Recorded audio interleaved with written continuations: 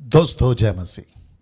बेहद बेहद खुशी फिर एक और बार एपिसोड नंबर 19 एपिसोड नंबर 19 आपके बीच में वापस आ रहा है। मैं जानता हूं कि इस स्टडी के माध्यम से आप सभी बड़ी तादाद में आशीषित हो रहे हैं। परमेश्वर का वचन आपके जीवन में अद्भुत काम कर रहा है।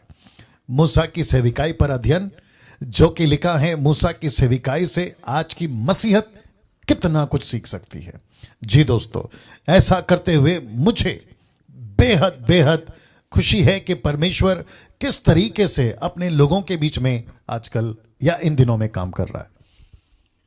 Thank you lord, hallelujah. जी, आप लोग जितनी तादाद में जुड़ सकते हैं जुड़ते चले जाएं, क्योंकि बहुत जरूरी है आज का भी जो सेशन है वो परमेश्वर आपके जीवन में अद्भुत काम करे ना। दोस्तों, आज का जो अनाउंसमेंट सेशन या 5-10 मिनट का जो होता है वो बहुत बहुत इंपॉर्टेंट है और मैं समझता हूं कि आप लोग उसको बहुत ध्यानपूर्वक सुनेंगे, देखेंगे और समझेंगे। जी, मैं वेट कर रहा हूं कि जैसे आप लोग जुड़ जाते हैं, आज का जो अनाउंसमेंट है वो बहुत ज़रूरी है कि आपको सुनना है।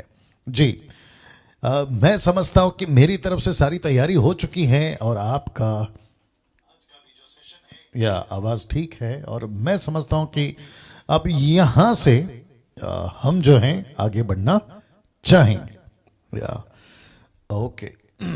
मेरी तरफ से तो सब ठीक लग रहा है, बाकी आप लोग बताइएगा। जितने एडमिन्स हैं आप लोग जल्दी जुड़ जाएं। ओके, अनिल SD कहता है कि आई एम रेडी पास्टर जी। क्या बात है, वंडरफुल। जी, जितने लोग प्रेज द लॉर्ड लिख रहे हैं आप सभी को प्रेज द लॉर्ड।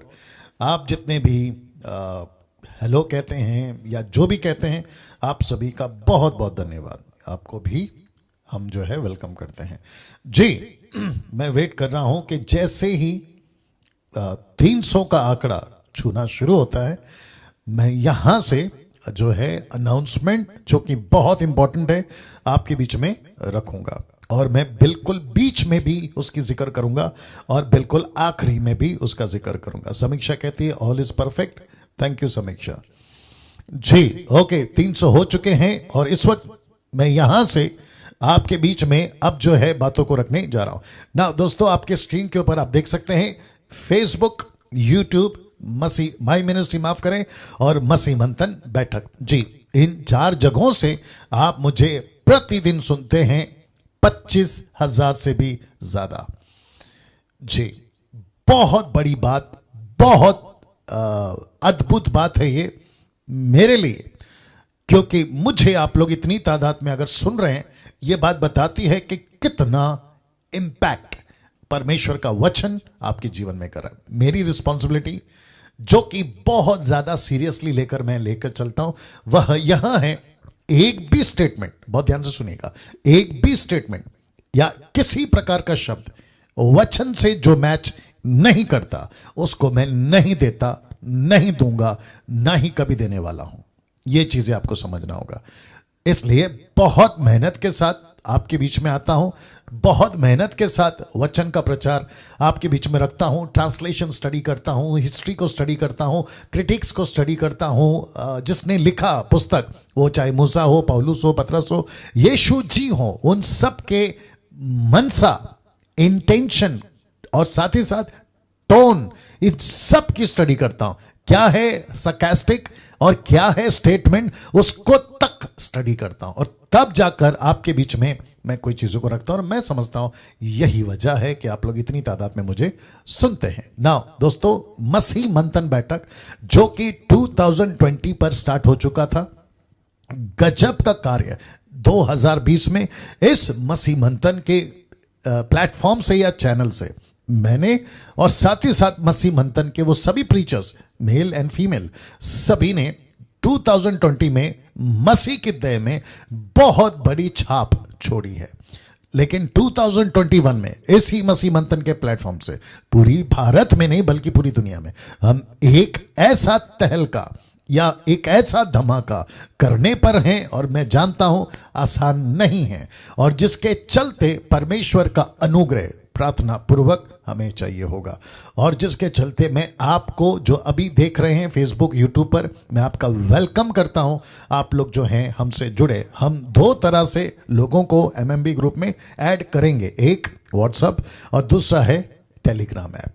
जी ये देख लीजिएगा, आप इनमें से किसी भी एक नंबर और इनमें से किसी भी एक नंबर, तो टोटल हो गए 6 नंबर। आपको करना क्या है, इनको कॉल करना है सुबह 10 से रात 9 बजे तक। और यदि ये फोन का रिस्पॉन्स नहीं देते हैं, मैसेज ड्रॉप करिए। एक दिन नहीं उठाया दूसरे दिन करिए, जब तक करते रहे तब तक, जब तक कि ये उठा नहीं लेते। ये वाली भी नंबर आपको जो है ध्यान देना है। तो वापस आ जाता हूं मसीह मंथन के इस 2 माध्यम से, जहां आप जुड़ सकते हैं और हमसे संपर्क रख सकते हैं। नाउ दोस्तों, अब आपके बीच में मुझे बेहद बेहद खुशी हो रही है। 470 लोग जुड़ चुके हैं। बेहद बेहद, बहुत ध्यान से सुनिएगा, 485 लोग, 485, बहुत ध्यान से सुनिएगा। बहुत बहुत ज्यादा खुशी के साथ, उत्साहित के साथ यह अनाउंसमेंट कर रहा हूं कि मसीह मंथन बैठक का अपना एक ऐप आ चुका है। जी, जिसको कहते हैं एंड्रॉयड ऐप। आपके स्मार्टफोन्स पे ये ऐप उपलब्ध होगा, जैसे कि आप स्क्रीन के ऊपर देख सकते हैं। आपको सिर्फ टाइप करना है मसीह मंथन, नॉट बैठक, मसीह मंथन, जो कि हमारा मकसद है प्रिपेयरिंग द नेक्स्ट जनरेशन। जी दोस्तों, डाउनलोड कर ले मसीह मंथन ऐप। ये देख लीजिए, सिर्फ मसीह मंथन टाइप करना है, और जो कि आपके प्ले स्टोर पर है।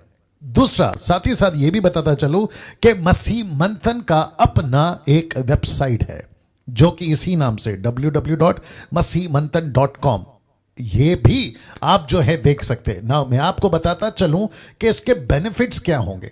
मैं आपको अभी जिसका जिक्र कर रहा था, ये 6 नंबर आपको जो है इसी ऐप पे मिलना शुरू हो जाएगा। इसी ऐप पे मेरे सारे वीडियोस, और साथ ही साथ मसीह मंथन के जो प्रीचर्स है, मेल एंड फीमेल, उनके भी वीडियोस, और डॉक्ट्रिन की टीचिंग, मसीह मंथन का प्रोटोकॉल, डॉक्ट्रिन की जो टीचिंग है वो भी आपको इसमें मिल जाएगी।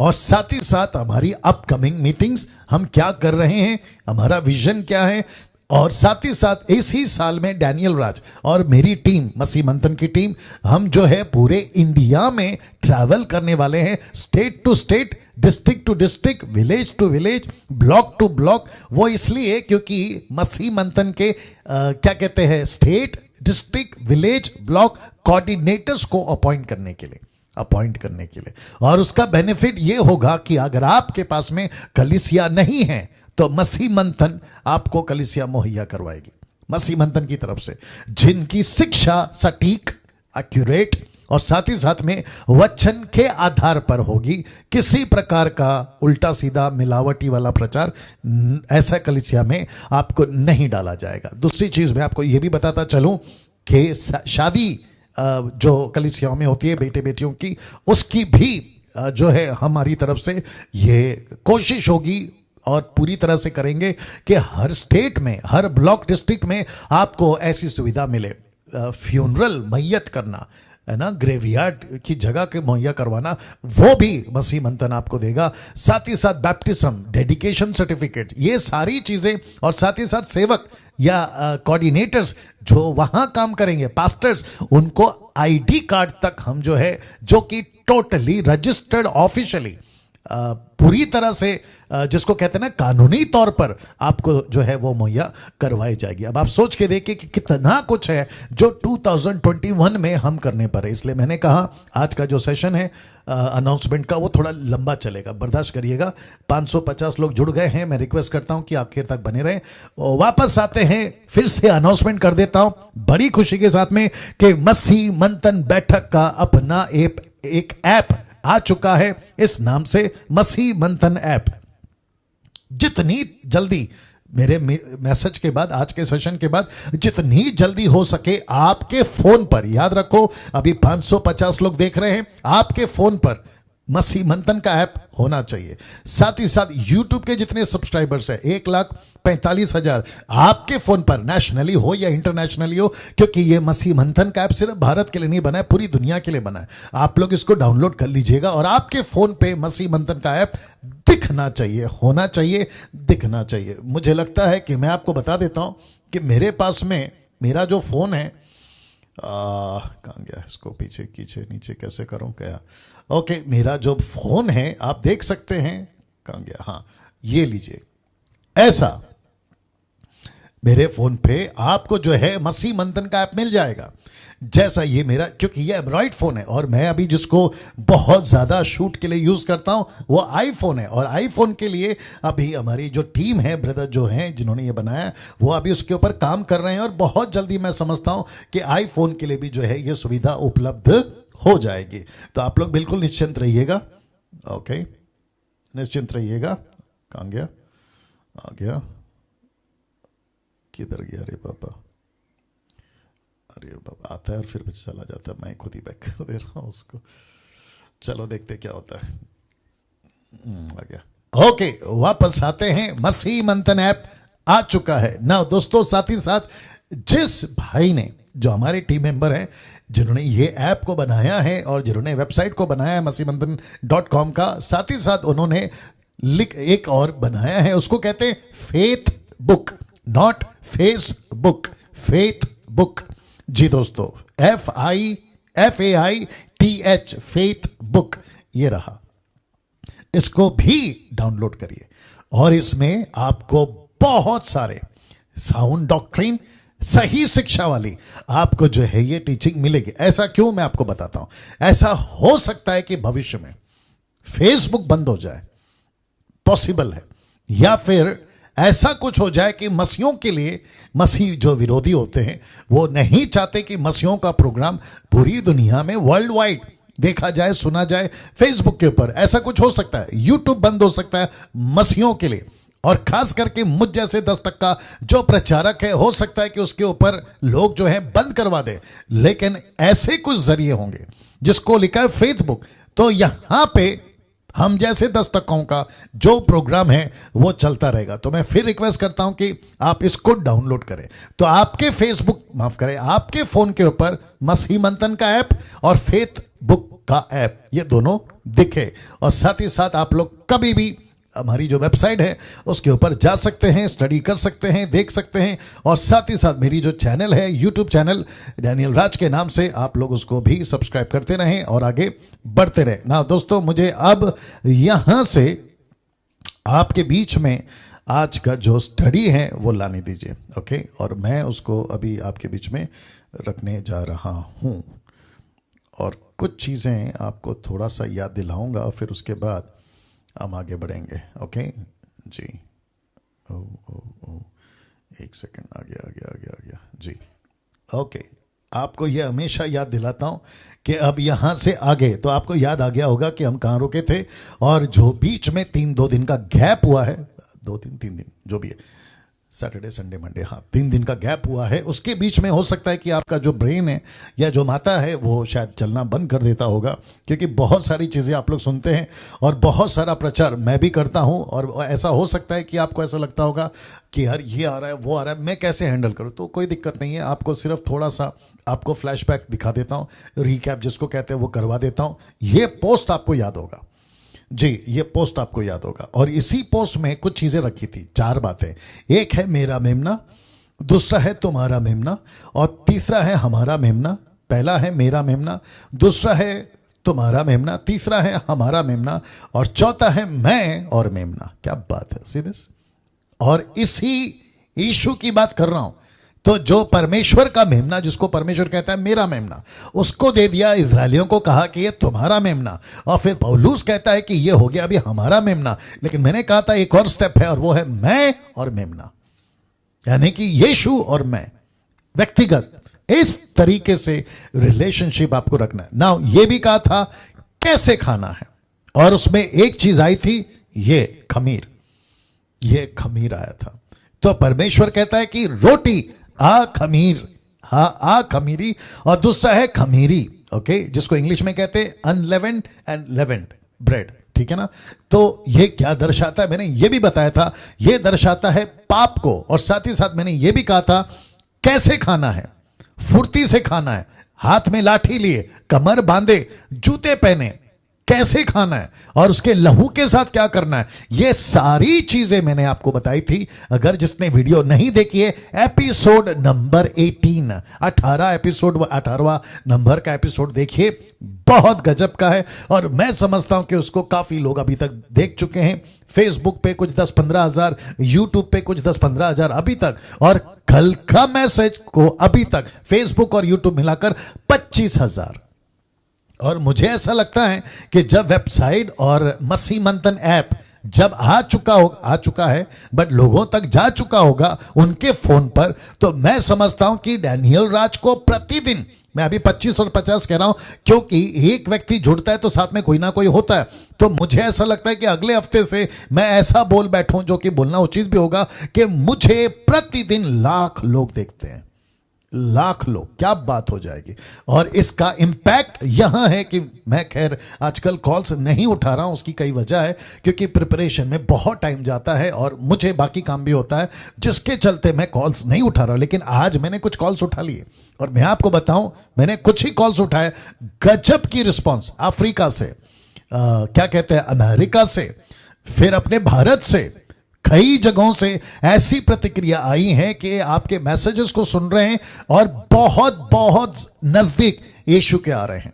और एक जवान लड़का दिल्ली से कहता है कि मैं टोटल फंसा हुआ था, गड़बड़ी में था, लेकिन जैसे ही आपका मैसेज मैंने सुना और मुझे एक एक चीजें क्लियर हो गई, और खास करके वो जिब्रिश, जिसको ये लोग अन्य भाषा कहते हैं, लेकिन बाइबल उसको ग्लोसा कहती है, यानी कि परमेश्वर की लैंग्वेज, जो उस वक्त में सुसमाचार को फैलाने के लिए परमेश्वर ने दी थी। और साथ ही साथ कई लोग तो मैसेज भेज रहे हैं, वॉइस क्लिप, ये कहते हुए कि पास्टर डैनियल बहुत आशीष हमने पाई है। तो ये सारी चीजें मैं क्यों बता रहा हूं? मैं इसलिए बता रहा हूं, मैं जानता हूं कि 8:22 हो गए, लेकिन मैं ये सारी बातें इसलिए बता रहा हूं क्योंकि इस तरीके से 2021 में परमेश्वर अपना काम कर रहा है। और मेरी बहुत इच्छा है, मैं दिल से चाहता हूं कि मुझसे बढ़कर 100% में काम हो, नॉट 10%, 100% में काम हो।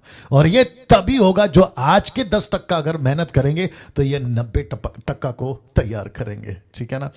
दोस्तों, यहां से आगे बढ़ना चाहूंगा क्योंकि मैं आपको बता चुका हूं, मेरा मेमना, तुम्हारा मेमना, हमारा मेमना, मैं और मेमना, ये मैं आपको बता चुका हूं। आंख मेरी और खमीरी, इसका मैं जिक्र कर चुका हूं ना। दोस्तों, अब मुझे आपको यहां से आगे ले जाना है। पहले फोटो दिखाता हूं, फोटो देख लीजिए, क्या गजब का फोटो है, वाह। मैं इसको रख रहा हूं कुछ सेकंड तक के लिए। या निर्जला जी कह रही हैं, it will be very nice निर्जला, गॉड ब्लेस यू। ओके जी, काफी लोग देख रहे हैं जो मुझे सुनते हैं और हमारे साथ में हैं sister Elizabeth, sister Shiba, actually मैं उनको शिबा जी, या मीरज से, थैंक यू। ओके, नरेंद्र साहब तो हमेशा जुड़ते हैं, या काफ़ी लोग जुड़ रहे हैं, वंडरफुल। ओके, फोटो आपने देख लिया। ये फोटो आप अगर देख रहे हैं, आपके दिमाग में एक पिक्चर बन रहा होगा, पिक्चर ये बन रहा होगा, वाह, फाइनली 430 साल के बाद में इजरायली 6 लाख के पुरुषों की गिनती के मुताबिक बाहर निकल गए। ये सच है क्योंकि मैंने बताया था फ्राइडे को, निकल चुके हैं, ठीक है ना, क्योंकि पहलोटा मर चुका है और परमेश्वर ने उनको बड़ी शान से, बड़े रुबाब से, बड़ी दबदबाहट के साथ में उनको मिस्र की गुलामी से आजाद किया। और क्या शान से निकल रहे हैं, देखो, ऐसा लिखा है, जो कि मैं भी रखूंगा, भी ज्यादा तो नहीं रखूंगा क्योंकि हम वर्ड्स बाय वर्ड्स नहीं चल रहे हैं, लेकिन हम जो मिनिस्ट्री है मूसा की उस पर बात कर रहे हैं। यूट्यूब फेसबुक वालों बहुत ध्यान से सुनेगा, ऐसे शान से निकले हैं ना कि वहां के लोगों ने हाथ जोड़े हैं, पता है, निकल जाओ यार, तुमको गुलामी बना के रखे थे, निकल जाओ। आ रही है ना बात समझ में? तो इसका मतलब है कि परमेश्वर ने बड़ी शान से इनको यहां से बाहर निकाला ना। मैं चाहता हूं कि वचन आपके बीच में रखूं, 31 लिखा है, तब फिरौन ने रात में मूसा और हारून को बुलवाकर कहा, क्या कहा, देखे, तुम इजरायलियों समेत मेरी प्रजा के बीच से निकल जाओ। वाह, मेरी प्रजा के बीच से निकल जाओ। इसका मतलब है कि परमेश्वर ने ऐसा काम किया फिरौन के जीवन में, आखिरकार वो मान गया कि सच्चा परमेश्वर यहोवा है। क्योंकि उसने क्या कहा था 5:5 में, मैं नहीं जानता यहोवा कौन है, मैं नहीं जानता तुम्हारा परमेश्वर, मैं क्यों छोड़ूं।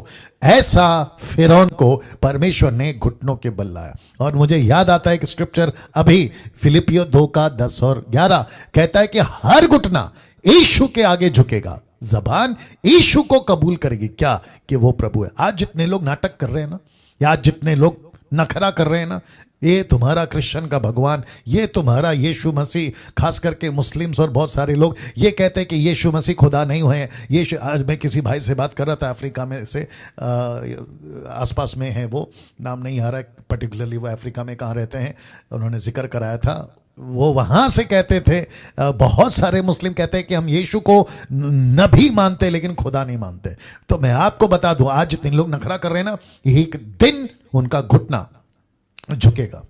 जो मर गए हैं उनको जिंदा करके घुटना टिकाएगा, और जो जिंदा है उनका घुटना टिकाएगा। ये बात संभाल लीजिएगा। और उनकी जीभ, जबान, टंग विल कन्फेस, क्या कि यीशु प्रभु है।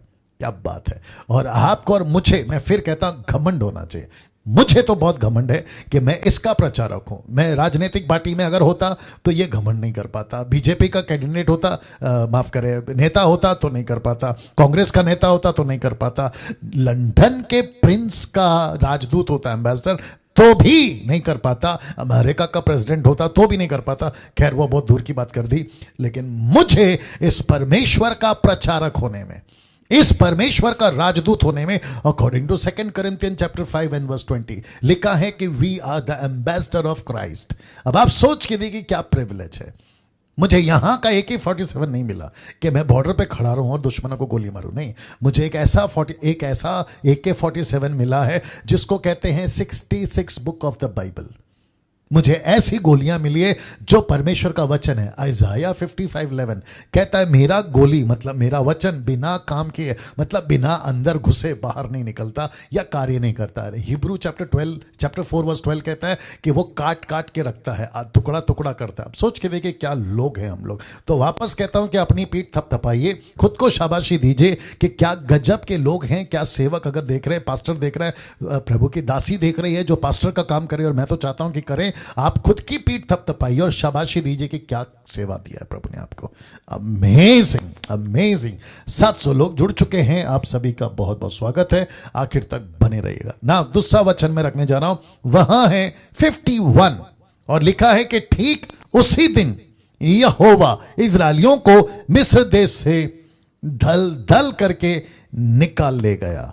ऐसा लिखा है, ग्रुप ग्रुप बना के उनको निकाल ले गया। ठीक उसी दिन, किस दिन, मजा आएगा दोस्तों। लिखा है ठीक उसी दिन, तेरा का 51, चैप्टर 13 वर्स 51, और जो पहले बताया था वो 12 का जो है वो वचन बताए थे 31। हाँ, ओके, वापस आते हैं। ठीक उसी दिन, किस दिन, जिस दिन मेमना कटा था। अमेजिंग। मैं इसके ऊपर घंटों बात कर सकता हूं लेकिन नहीं कर पा रहा हूं क्योंकि आज आपके लिए ये स्लाइड तैयार किया है, ठीक है ना। आएंगे फिर कभी उसके ऊपर। लिखा है ठीक उसी दिन, किस दिन, जिस दिन मेमना कटा था। ठीक उसी दिन, किस दिन, जिस दिन यीशु क्रूस के ऊपर मरा था। और यीशु ने आखिरी शब्द क्या कहा था, इट इज फिनिश, पूरा हुआ। जिस दिन मेमना कटा था उस दिन रात पूरा हुआ। 430 साल की गुलामी खत्म। मैं कनेक्शन रखूंगा, अभी रख रहा हूं, मजा आएगा आप लोगों को। तो मैं फिर पूछ रहा हूं कि आप लोग सब तैयार हैं, क्योंकि अब जो आ रहा है ना वो बम है, बम। मजा आएगा, एंजॉय कीजिएगा जी। सबसे पहले फोटो देख लीजिए जी, फोटो देख लीजिए। एक तरफ परमेश्वर के लोग और उसका टबरनैकल, दूसरी तरफ कलीसिया, दूसरे शब्द में परमेश्वर के लोग। तो दोनों का कनेक्शन आपके बीच में रखने जा रहा हूं। अमेजिंग। दोनों का कनेक्शन आपके बीच में रखने जा रहा हूं। मैं कोशिश करता हूं ऐसी चीजें, बाइबल की बातों का ऐसा एंगल, मैं आपको सच बताता हूं, प्रतिदिन जिस दिन खत्म होती है उसके नेक्स्ट डे 24 आवर्स मेरे दिमाग में एक ही चीज घूमती है, नेक्स्ट क्या दूं, नेक्स्ट क्या दूं, अगला कैसे दूं। मेरे फेसबुक, माफ करें, लैपटॉप के ऊपर आपको बहुत सारे जो स्लाइड्स का काम प्रति टाइम ऐसा चलता हुआ मिलेगा। मेरी पूरी कोशिश, मैंने शुरू में कह दिया, मेरी पूरी कोशिश है सही कॉन्टेक्स्ट, हिस्ट्री, लैंग्वेजेस, ट्रांसलेशंस और साथ ही साथ लेखक का टोन, कब कहा था, किसको कहा था, कैसे कहा था, क्यों कहा था, ये सारी चीजों को मैं आपके बीच में रखने की एंगल पकड़ता हूं। और यहां पे देख लीजिए कि क्या गजब का एंगल है। एक तरफ है इजराइल टैबरनेकल, दूसरी तरफ है कलीसिया आज की। अब कनेक्शन देखना चाहोगे, रख रहा हूं। तो मैं फिर पूछूंगा कि आप लोग अगर तैयार हैं, पेपर पेन आपका। अच्छा, एक और चीज याद आ गई। आज जिन लोगों से मैं बात कर रहा था वो कह रहे थे कि हम लोग घर पर आपको जो है सेट करके सभी लोगों के साथ देखते हैं। मैं फिर कहूंगा, ऐसा कर रहे हैं आप लोग, अप्रिशिएट करता हूं, सलूट करता हूं, लेकिन मुझे उसकी है ना 2-3 सेकंड की वीडियो भेजिए।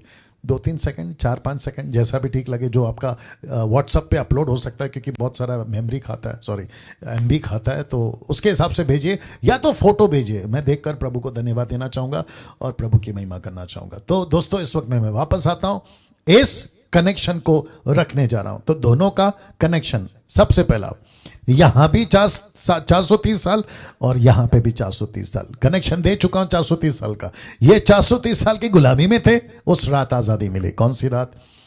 उसी रात जिस दिन मेमना कटा था। कौन सी रात? 430 साल, 400 साल, माफ करें 4000 साल जो कि गैप आया था। और फिर उसके बाद में 430 साल मलाकी और मती के बीच में, जो कि यीशु 30 साल के बाद में मरा। मैं वो भी कनेक्शन दे चुका हूं।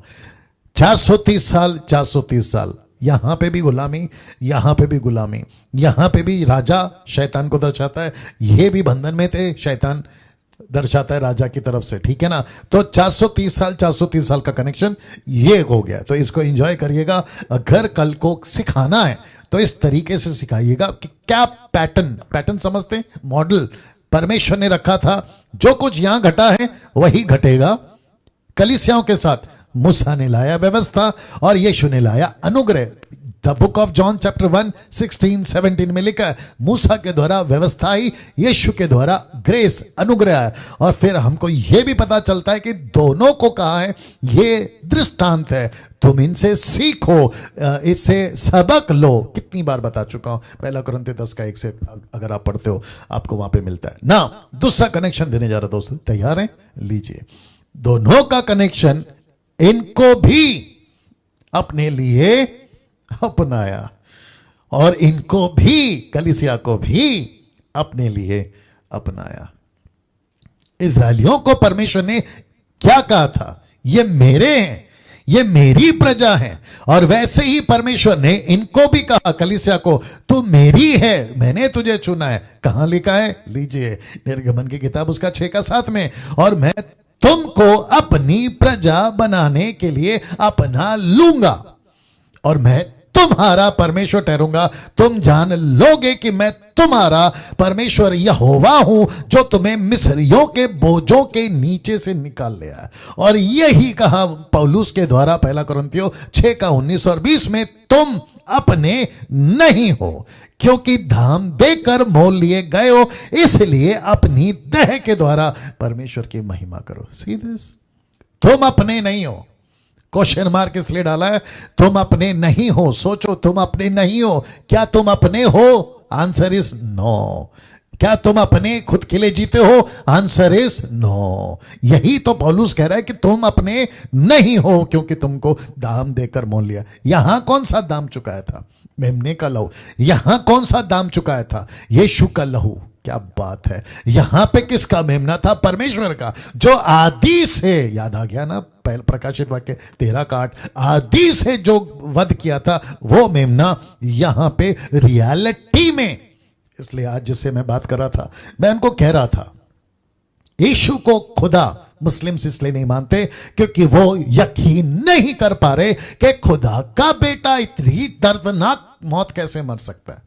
खुदा का बेटा को ऐसे कैसे मार सकते हैं? अब उनको कौन समझाए कि यीशु मसीह खुद बना वो मेमना मरने के लिए, क्योंकि पाप के प्रति लहू का बहना जरूरी है, क्योंकि लहू ही मानव जाति को पाप से आजाद करेगा। यह परमेश्वर का कॉन्सेप्ट था, सिस्टम था। दूसरा कनेक्शन दे रहा हूं, लीजिएगा। दोनों का कनेक्शन अब जो आ रहा है ना, वो सबसे बड़ा है, इसलिए लिखा है सबसे बड़ा कनेक्शन। जानना चाहोगे? रख रहा हूं। फिर पूछूंगा, क्या आप लोग तैयार हैं? ओके, लीजिए, खमीर नहीं खाना इनको कहा था। कलीसिया को आज क्या कहा है? पाप नहीं करना। इसलिए लिखा है कि सबसे बड़ा कनेक्शन, मैं आपको आज खैर वो सब पहलू नहीं बताऊंगा कि जिस दिन परमेश्वर ने निर्गमन के 12वें अध्याय में जिस दिन, एक से अगर आप आगे पढ़ोगे, कहता है खमीर तुमसे दूर रहे, खमीर की रोटी कभी नहीं खाना। अगर किसी ने भी खमीर की रोटी खा ली या घर पे खमीर ला दिया, उसको नाश कर दो। किसको? जिसने लाया उसको। वैसे ही परमेश्वर कहता है कलीसिया में पाप नहीं होना चाहिए। मुझे एक छोटा सा एग्जांपल देने की लीड हो रही है, मैं देखता हूं कि क्या करना है, तब तक आप इसको डाइजेस्ट करिए। जी, वाह। और साथ ही साथ फिर से बता दूं, जो अभी 755 लोग देख रहे हैं, कि मसीह मंथन का ऐप आ चुका है, एंड्रॉयड ऐप आ चुका है। आप सभी अपने प्ले स्टोर में जाकर मसीह मंथन ऐप डाउनलोड कर सकते हैं। और साथ ही साथ faith book, not Facebook, faith book का भी ऐप अवेलेबल है, और उसमें भी बहुत सारे परमेश्वर के वचन उसमें डाले गए हैं। जी, वापस आते हैं। इस वक्त में एक एग्जाम्पल देने की लीड हो रही है, और वो एग्जाम्पल है, आपको याद होगा, पढ़ने की जरूरत नहीं है। यूहन्ना की किताब उसका 5 का 1 से लेकर 13-14 तक, एक व्यक्ति था जिसको 38 साल से रोग था, उठ नहीं सकता था, चल नहीं सकता था, बीमार था। उसने कहा मैं पानी हिलता नहीं डाल सकता क्योंकि मेरे पास कोई नहीं है। फिर यीशु ने कहा कि ठीक है, तू ठीक होना चाहता है? उसने कहा मैं ठीक होना चाहता हूं। यीशु ने कहा उठ, अपनी खाट उठा, और वो चलने लगा, ठीक हो गया। और फिर उसके बाद में जब लोगों ने पूछा तुझे किसने ठीक किया, वो नहीं बता पाया क्योंकि वो नहीं जानता था।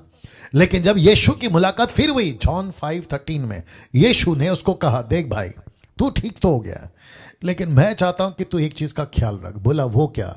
पाप नहीं करना। अगर तूने पाप किया ना, तो फिर से इससे भी भयंकर रोग में आएगा।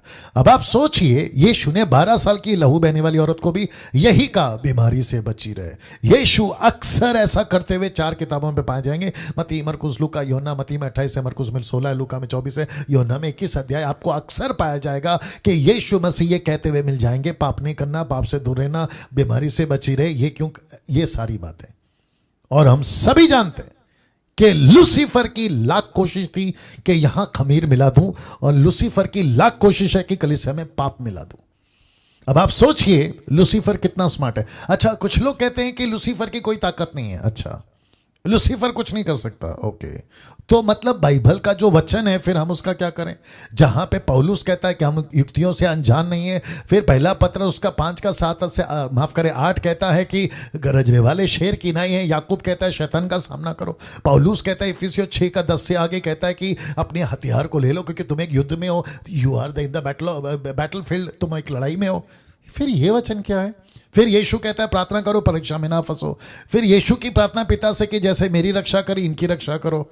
सी ये जो प्रॉस्पेरिटी वाले प्रीचर होते हैं ना, ये एंगल को नहीं छूते। ये ब्लेसिंग वाले जो प्रीचर होते हैं ना, ये पहलू नहीं बताते। और कलीसिया को ऐसा लगता है कि यार वाह, हम तो है ना इसमें है, मखमल में, रेड कारपेट में चल रहे हैं, और हमको किसी प्रकार की तकलीफ। क्यों? अनुग्रह आ गया। मैं उसके खिलाफ नहीं हूं, अनुग्रह के खिलाफ नहीं हूं। अनुग्रह बहुत अच्छी बात है, अनुग्रह में ही तो हमारा उतार हुआ है। अगर अनुग्रह नहीं होता तो हम नहीं बचाए जाते, ये बात बिल्कुल सच है। लेकिन अनुग्रह को सस्ता क्यों बनाते हो? चीप क्यों बना देते हो? सस्ता क्यों बना देते हो? रोमियो का 6 का 1 याद नहीं है कि अनुग्रह को सस्ता मत बनाओ, परमेश्वर के धीरज को तुच्छ मत जानो, उसके धीरज का अपमान मत करो। ये सारी चीजें भी तो है ना। ये लोग हैं ना, ऐसे लोग हैं। और मैं वापस कहता हूं कि परमेश्वर कहता है पाप नहीं करना। उसको भी कहा पाप नहीं करना। किसको? 38 साल वाले व्यक्ति को। बहुत जरूरी है, बहुत जरूरी है। हम जब कलीसिया में आते हैं, ये डर हमारे अंदर होना बहुत जरूरी है कि मैं किसके साथ चल रहा हूं, मैं एक ऐसे परमेश्वर के साथ चल रहा हूं। क्योंकि लूसीफर ने क्या किया पता है? मैं आपको वो कनेक्ट करवा देता हूं। लूसीफर इतना स्मार्ट है, बाप रे। अब इसको डाइजेस्ट करना थोड़ा हैवी है ना, गले से उतारिएगा उसको। उसने यीशु की टीम को नहीं छोड़ा।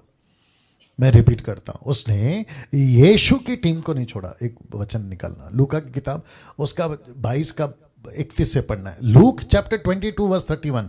बीच बीच में वचन बहुत आते हैं, क्योंकि आपको पता है ऊपर इमैनुअल है, ये मैनुअल है, ये डैनियल है, क्या करें, है ना, आपको लेना है। Okay, the book of Luke chapter 22 verse 31, 22-31। या आप लोग जो देख रहे हैं कमेंट्स में डाल दें प्लीज, नीता जी या जो भी देख कर रहे हैं जी।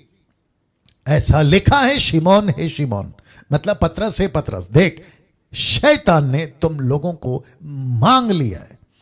मैं रिपीट करता हूं कि शैतान ने तुम लोगों को मांग लिया है कि गेहूं के समान फटके, परंतु मैंने तेरे लिए विनती की है कि तेरा विश्वास जाता ना रहे।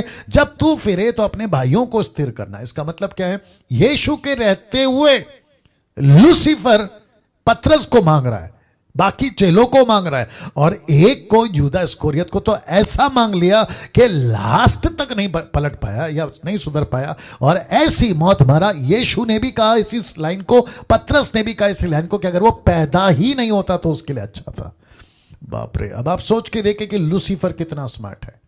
मैं फिर कहता हूं, यहां खमीर की वार्निंग, यहां पाप की वार्निंग। मजाक नहीं है ना मिनिस्ट्री, मजाक नहीं है ना यीशु, मजाक नहीं है ना चर्च या संगति, या आप जहां जाते हैं उठते बैठते हैं, मजाक नहीं है ना। मुझे नहीं पता कि पास्टर्स लोग ये सब प्रचार करते हैं कि नहीं करते। अगर करते हैं 10% की गिनतियों में, उनको सलूट है, लेकिन अगर नहीं करते हैं तो बेड़ा गर्क तो उनका भी हुआ है, और जो उनके पीछे चल रहे हैं ना लाखों हजारों की तादाद में, उनका भी बेड़ा गर्क हुआ है। क्योंकि यहां के लोग नहीं बचे, ये बता दूं मैं आपको, अभी रखूंगा मैं वचन। यहां के लोग नहीं बचे, जानते क्यों नहीं बचे? क्योंकि खमीर मिलता चला गया उनके अंदर। और यहां के लोग भी नहीं बचेंगे, क्योंकि ये नमूना है। बहुत गजब की बात बोल गया हूं मैं अभी, बहुत डेप्थ था उसके अंदर। ये लोग नहीं बचे, ये लोग नहीं बचे। जब ये लोग नहीं बचे खमीर के चलते, किसका लहू ने बचाया? बकरी मेमना। लेकिन यहां कैसे बचेंगे? क्योंकि यहां तो यीशु का लहू है, यहां तो अपमान यीशु का है। इसलिए तो लिखा ना इब्रानियों की किताब उसका 10वां अध्याय वचन 25-26 से, अगर तुम फिर भी करते हो तो एक ऐसी भयंकर आग बाढ़ जो तुमको खत्म कर देगी। लिखा है कि नहीं लिखा है? वाह, दिमाग में बहुत कुछ आ रहा है। 780 लोग जुड़ गए दोस्त, आखिर तक बने रहिएगा। दोनों का कनेक्शन सबसे बड़ा है, खमीर खाना नहीं, लिखा है पाप नहीं करना। अब दूसरा कनेक्शन और दे रहा हूं, लीजिए। दूसरा मतलब कनेक्शन के बाद कनेक्शन दे रहा हूं। आपको पता है इनको क्या कहा था? इनको कहा था 10 आज्ञा का पालन करो। सही इनको दी गई थी 10 आज्ञा का पालन करो, और इनको उठते बैठते आते जाते। और एक बताता हूं व्यवस्था विवरण उसका 27 का एक देना, मेरी शायद याददाश्त अगर ठीक है। डेटरोनॉमी चैप्टर 27 वर्स 1। आजकल बहुत बाइबल पढ़ रहा हूं, बहुत स्टडी कर रहा हूं, तो कभी कभी है ना क्या बोलते हैं, ये हो जाता है 27 का 1, जगलिंग बोलते हैं ना उसको, वो हो जाता है। हाँ, यही है व्यवस्था विवरण 27 का 1। The book of Deuteronomy chapter 27 verse 1 onwards कहता है कि फिर इजरायलियों के वृद्ध लोगों समेत मूसा ने प्रजा के लोगों को यह आज्ञा दी कि जितनी आज्ञाएं मैं आज तुम्हें सुनाता हूं उन सबको मानना, 10 आज्ञाओं का पालन करना, मानना। वचन 2, और जब तुम यरदन पार होके उस देश में पहुंचो, क्योंकि मूसा नहीं पहुंचा पाया, मूसा नहीं पहुंचा पाया, यहोशू ने पहुंचाया, जो तेरा परमेश्वर यहोवा तुझे देता है, जो यहोवा देता है, तब बड़े बड़े पत्थर खड़े कर लेना और उन पर चूना पोतना, मतलब पेंट मारना, चूना पोतना, और पार होने के बाद उन पर इस व्यवस्था के सारे वचनों को लिखना, इसलिए कि जो देश तेरे पूर्वजों का परमेश्वर यहोवा अपने वचन के अनुसार तुझे देता है, जिसमें दूध और मधु की धाराएं बहती है, उस देश में तू जीने पाए, उसमें तू जिंदा रहेगा। वाह यहां लिखा है 10 आज्ञाओं का पालन कर, और ऐसा पालन कर कि जब तू वहां पहुंचे, कहां? यरदन पार, तो सफेद पेंट पत्थरों पर मारना, चट्टानों पर मारना, और वचन लिखना, ताकि आते जाते उठते बैठते अड़ोसी पड़ोसी, बाहर का अंदर का, देशी विदेशी, ये सब पढ़ें। और वो इसलिए पढ़ें ताकि वो जिंदा रहें। और आपको पता है अब हमको कौन सी आज्ञा मिली है? यीशु की आज्ञा पालन करो, क्योंकि यीशु ने खुद कहा है, आदि में परमेश्वर ने क्या कहा, यीशु ने क्या कहा, आदि में वचन था, वचन परमेश्वर के साथ था और वचन खुद परमेश्वर था और वचन ही देहधारी हुआ। लिखा है कि नहीं लिखा है दोस्तों? पहला यूहन्ना, माफ करें, यूहन्ना 1 और 1:14 बताइए। तो यीशु खुद आज्ञा है, तो यीशु की आज्ञा पालन करो। यीशु ने कहा ये ऐसा है, ऐसा ही करो, ऐसा नहीं है ऐसा मत करो। यीशु को नहीं सिखाना, नहीं तो तुम सिखाने के लायक नहीं रहोगे और टिकने के लायक नहीं रहोगे। ये आपको समझना बहुत जरूरी है। तो वापस आते हैं, यीशु की आज्ञा पालन करो। ये कनेक्शन देखिए आप। ओके, नाउ आप इसको देखिए दोस्तों, इसको कहते हैं वार्निंग कनेक्शन, चेतावनी का कनेक्शन, वार्निंग कनेक्शन। क्यों रख रहा हूं?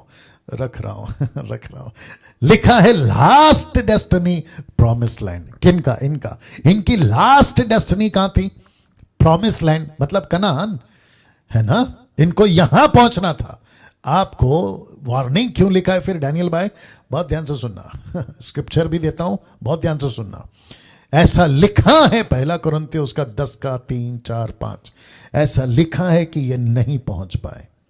इनकी लास्ट डेस्टिनी प्रॉमिस लैंड में ये नहीं पहुंच पाए। दूसरे शब्दों में, इनकी पहली पीढ़ी इसी जंगल में ढेर हो गई। इनकी दूसरी पीढ़ी मतलब बच्चे, वो पहुंचे अगले जनरेशन, और हम मसीह मंथन क्या तैयार कर रहे हैं? Next generation. जरा सोच के देखिए क्या गजब की चीज आ रही है। मैं फिर कहता हूं, 800 लोग जुड़ गए हैं, मैं फिर कहता हूं, आखिर तक जुड़े रहिएगा। वापस कह रहा हूं इस बात को, इनकी डेस्टिनी, जो लास्ट डेस्टिनी वो थी प्रॉमिस लैंड, नहीं पहुंचे। अब इसी को परमेश्वर मुझको और आपको भी एक डेस्टिनी दिया, और वो कौन सी डेस्टिनी है? स्वर्ग। वो कौन सी डेस्टिनी है? परमेश्वर के पास, जिसको कहते हैं हेवन, जिसको कहते हैं हेवन, स्वर्ग।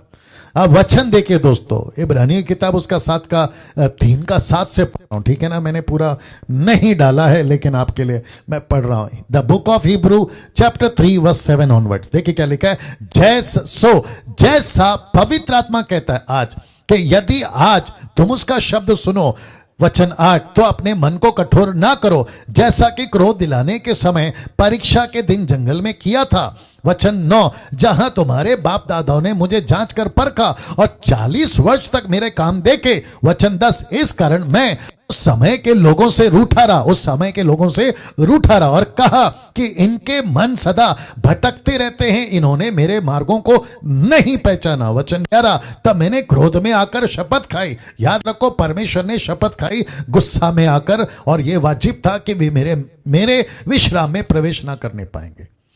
वचन 11 क्या कहता है? मेरे विश्राम में प्रवेश नहीं करेंगे। वचन 12, फिर पौलुस कहता है कि हे भाइयों चौकस रहो। सी लिखा है, हे भाइयों चौकस रहो कि तुम में ऐसा बुरा अविश्वासी मन ना हो जो जीविते परमेश्वर से दूर हट जाए। अभी बीच में कुछ लोग कह रहे थे कि उद्धार पाने के बाद क्या हम अपना उद्धार खो सकते हैं? तो फिर ये क्या है? मैंने कहा था ना, उद्धार खो सकते हैं, परमेश्वर आपका उद्धार नहीं छीनेगा, परमेश्वर आपका दिया हुआ गिफ्ट आपसे नहीं लेगा। माफ करिए जो शब्द का इस्तेमाल कर रहा हूं, लेकिन तुम्हारी मस्ती के चलते ये चला जाएगा। मस्ती मिट जाएगी तुम्हारी हस्ती। यही तो बता रहा है पौलुस। कहता है कि हे भाइयों चौकस रहो, बी अवेयर, सावधान रहो कि तुम में ऐसा बुरा अविश्वासी मन ना हो जो जीविते परमेश्वर से दूर हट जाए।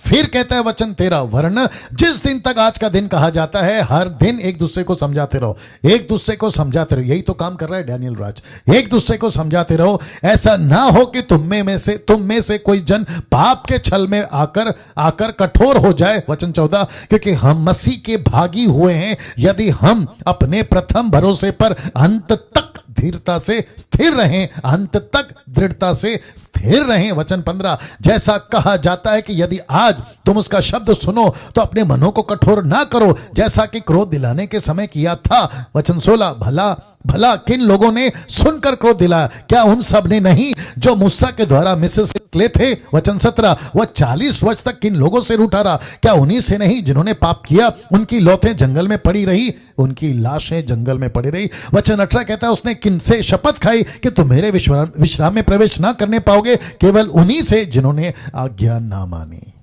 जिन्होंने आज्ञा ना मानी। मैंने क्या कहा था? आज्ञा मानो।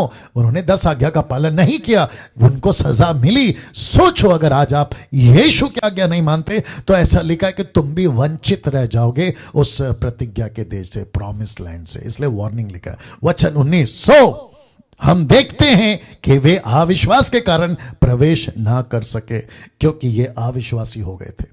नाम खे विश्वासी। ऐसे मसीह समाज में आज कितने आप ही बताइए? चर्च जाते हैं लेकिन विश्वासी कहते हैं, लेकिन प्रभु कहता है अविश्वासी है। इसको कहते हैं साल में 3 बार, उसको कहते हैं त्योहारी मसीह और इतवारी मसीह। आ गया समझ में आपको?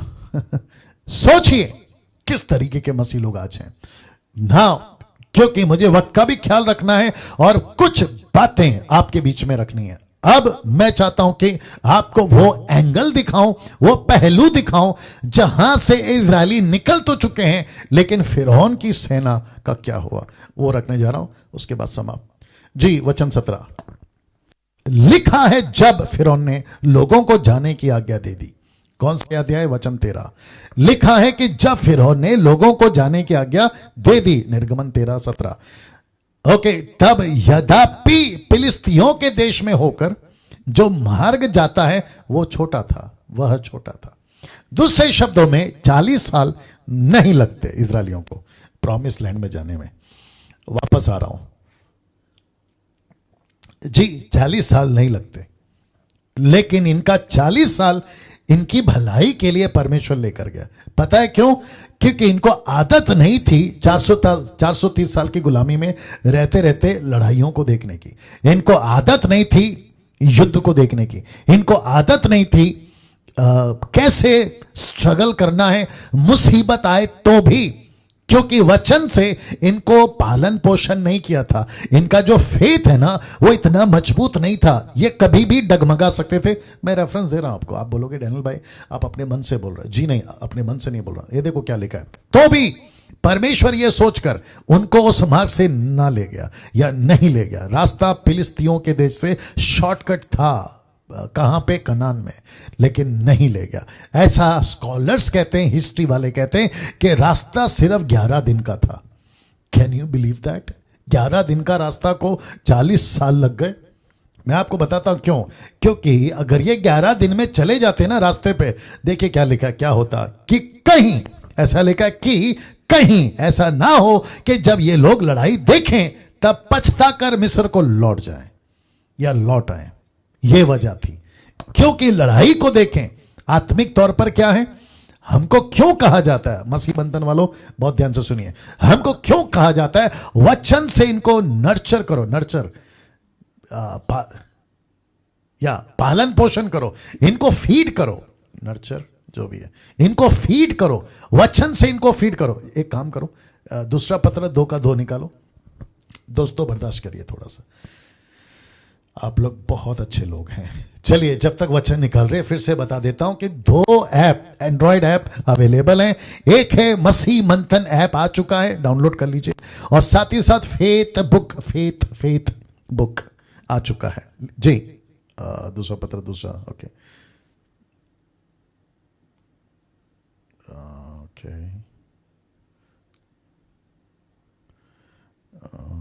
दूसरा पत्र, पहला पत्र इसका 2:2 निकालो जल्दी से।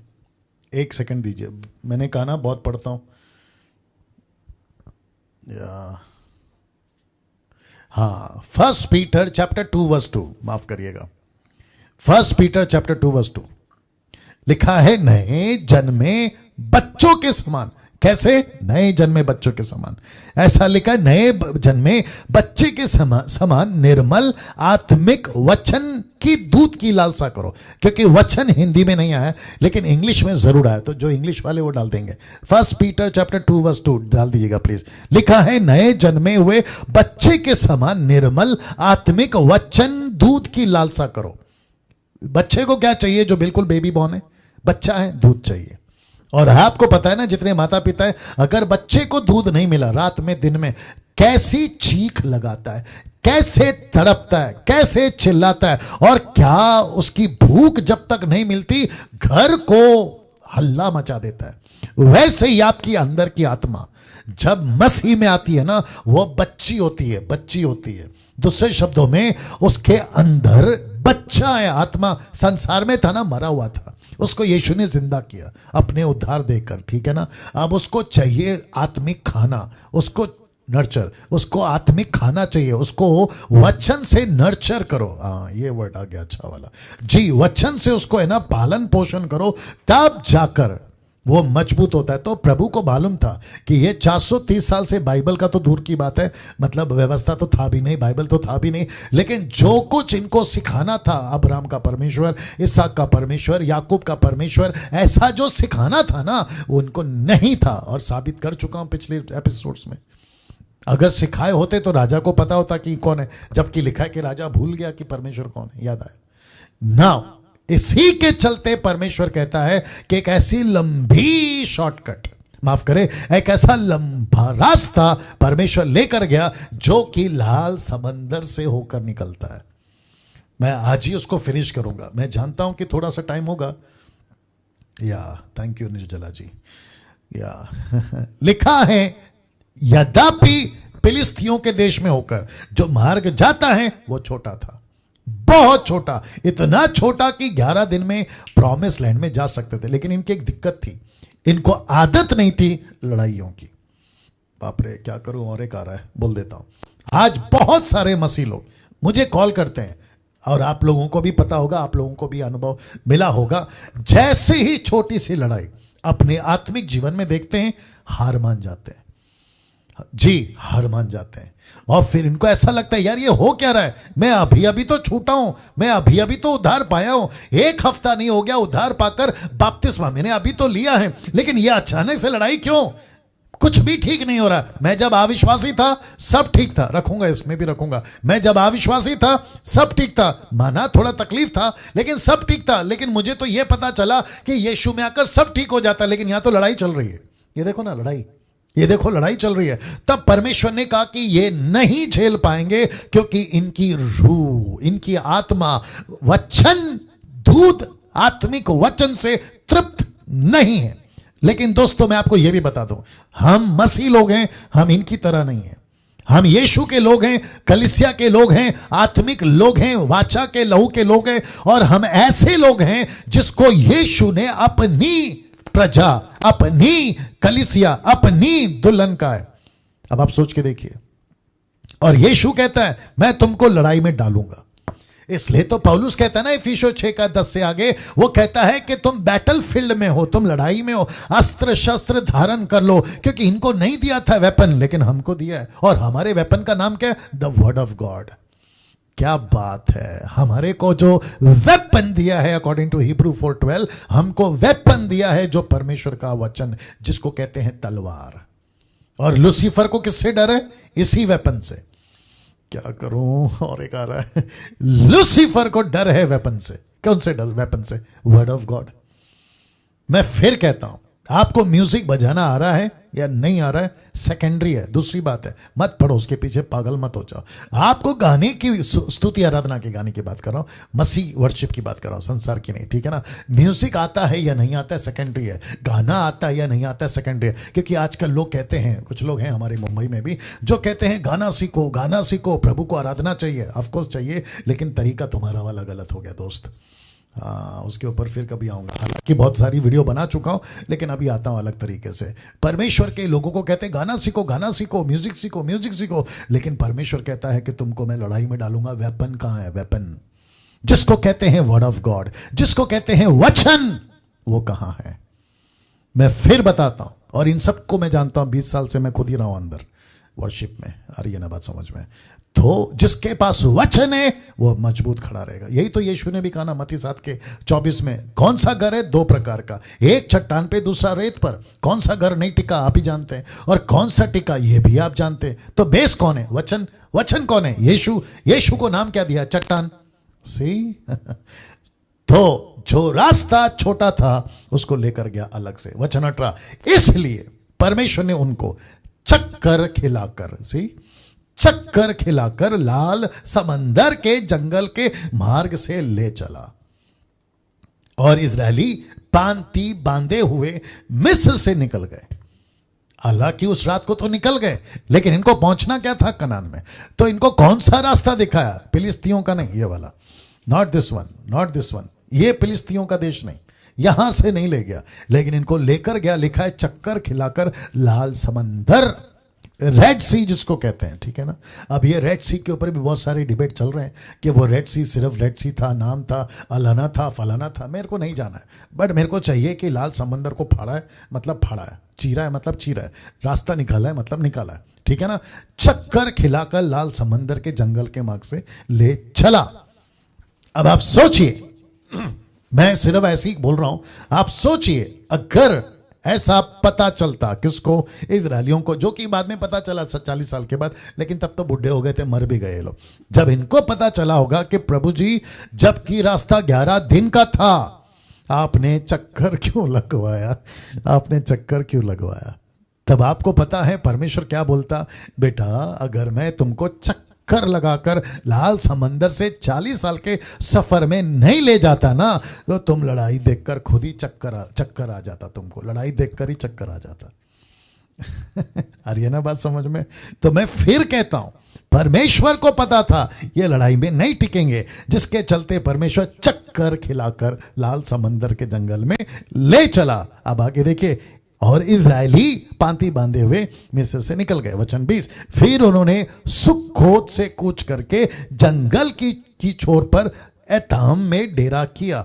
यह भी परमेश्वर की योजना थी, मैं आपको बताऊंगा बाद में क्यों, लेकिन आज ही बताऊंगा। और यहोवा उन्हें दिन को मार्ग दिखाने के लिए मेघ के खंबे, जिसको कहते हैं बादल का खंबा, दिन में, और रात को उजियाला देने के लिए आग के खंबे में होकर उनके आगे आगे चला करता था। क्या बात है दोस्तों! ना बिजली का बिल, ना किसी प्रकार की इलेक्ट्रिसिटी चाहिए, ना किसी प्रकार का चार्जर चाहिए, ना किसी प्रकार का टॉर्च चाहिए, ना किसी प्रकार का जनरेटर चाहिए 6 लाख लोगों को ले चलने के लिए। ऐसा लिखा है कि सुपर नेचुरल आग का उजाला इनको रात में दिखाने के लिए खंबा बनकर आता था। मैं फोटो दिखाऊंगा आपको। और साथ ही साथ में मेघ यानी बादल का खंबा दिन में ऐसा करते हुए परमेश्वर ले चला जिससे वे रात और दिन दोनों में चल सके। वचन 22 कहता है, उसने ना तो बादल के खंबे को दिन में हटाया दिन में, और न रात को खंबे को रात में लोगों के आगे से हटाया। ना बादल को हटाया ना खंबे को हटाया, मतलब आग का खंबा। सोचिए क्या अद्भुत! और मैं अगर वहां होता, अभी जो मैं आपको टीच कर रहा हूं, मैं अगर वहां होता, मैं यही देखकर समझ जाता कि यार क्या परमेश्वर है। मैं यही देखकर समझ जाता, और मैं समझ जाता कि एक ऐसा परमेश्वर है जो हमको इस तरीके से लेकर चलता है, जो दिन में रात में संभालता है। और मैं आपको यह भी बताता चलूं कि एग्जैक्टली परमेश्वर आज हमारे साथ में भी यही कर रहा है। वो दिन में भी हमारे साथ है, रात में भी हमारे साथ में है, और वो 24/7 हमारे साथ है। मैं वही तो समझा रहा हूं। कुछ लोग कहते हैं कि तेरी उपस्थिति आने दे, ऊपर से परमेश्वर से ठप करके मारता है, बेटा फिर तेरे साथ में दिन भर कौन था? 3 घंटे के लिए उपस्थिति मांग रहा है, पूरा 24 घंटा तेरे साथ रहता हूं, वो क्या है? उसकी वैल्यू नहीं है। अब इसमें नहीं घुसूंगा क्योंकि कल बहुत बोल चुका हूं। अब 14 का 1 आपके बीच में रखने जा रहा हूं जी। 1 सेकंड दीजिए, थोड़ा पी लेते हैं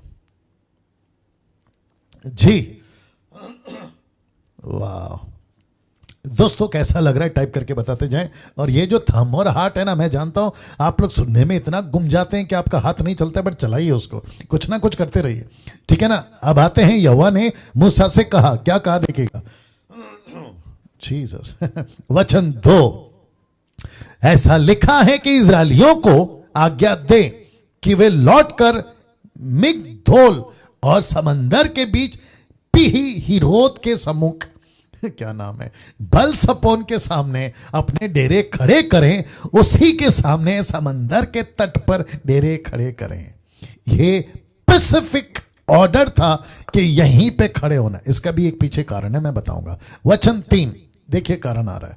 वचन 3 लिखा है, तब फिरौन इजरायलियों के विषय में सोचेगा। ये बात परमेश्वर मूसा को बता रहा है। याद रखो, पिक्चर दिखा रहा है परमेश्वर मूसा को, ऐसा अभी होगा। तब फिरौन इजरायलियों के विषय में सोचेगा। इसको कहते हैं होने से पहले बता रहा है कि वे देश के उलझनों में बजे हैं और जंगल में घिर गए। क्यों? फिर से दिखा देता हूं। क्योंकि फिरौन को ऐसा लगेगा कि जो रास्ता 11 दिन का है, जो सीधा रास्ता जाता है, इनका लगता है जीपीएस खराब हो गया। फिरौन को लगेगा, ऐसा लगता है कि मूसा गलत मिल गया, बुढ़ा हो गया ना, 80 साल का, रास्ता नहीं दिखा सकता। उसको लगा ये लोग फंस गए। वापस दिखा देता हूं, फंस गए। तो ये ऐसा कहेगा, कहां गया कहां गया कहां गया, ये ऐसा कहेगा कहां गया, हाँ ये देखो, वे देश के उलझनों में बजे हैं, मतलब फंस गए और जंगल में घिर गए, ऐसा फिरौन को लगेगा। और ये सारा मैं कर रहा हूं। कौन बोल रहा है? परमेश्वर बोल रहा है कि तू अब ऐसा कर, क्योंकि फिरौन वहां पे ऐसा सोच रहा है। My God. तो पौलुस कहता है तुमको लगता है कि हम पागल हैं, लेकिन हम पागल नहीं है, अच्छे अच्छों के होश ठिकाने लगा सकते हैं। पौलुस कहता है कि दुनिया की नजर में हम मूर्ख हैं, लेकिन अच्छे अच्छों के चित्त ठिकाने लगा सकते हैं। अब सोच के देखिए, इसलिए कभी कभी है ना, मुंबई में बोलते हैं, बाकी का तो नहीं पता, एड़ा बन के पेड़ा खाओ। आपने कभी सुना है कि नहीं सुना मालूम नहीं, एड़ा बन के पेड़ा खाओ। हम दिखते हैं तुमको पागल जैसे, हम दिखते हैं तुमको एड़े जैसे, तुमको लगता है कि हम गलत रास्ते पे जा रहे, तुमको लगता है कि हम कंफ्यूज हो गए, लेकिन हमको परमेश्वर ने पर्पसली ऐसा रखा है यहाँ पे, हमको ऐसा रखा है यहाँ पे, ताकि तुम्हारी जो क्या करूं, तुम्हारी जो होशियारीगिरी है ना, उसको खत्म कर सके। और ये ना बात समझ में।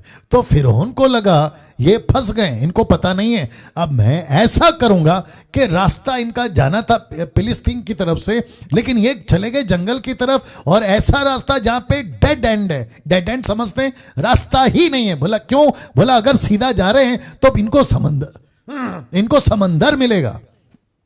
बाप रे, इनको समंदर मिलेगा, और एक्सक्यूज मी, इनको समंदर मिलेगा, और समंदर के आगे तो रास्ता ही नहीं है। अब टाइटैनिक शिप थोड़ी है कि सबको लेके जाके पार पहुंचा देगा।